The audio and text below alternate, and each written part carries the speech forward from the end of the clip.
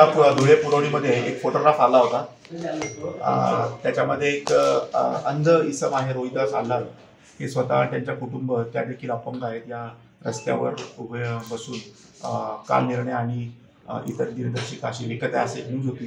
त्या अनुषंगाने आम्ही असाच एक उपक्रम केला की त्यांच्याकडे जेवढे काल निर्णय आणि दिनदर्शिका होत्या त्या सर्व आपण पोलीस कार्यालयामध्ये आता विकत घेतलेल्या त्यांना 5,000 रुपये एक मानधन टाईप असा आपण असताना दिलेला आहे.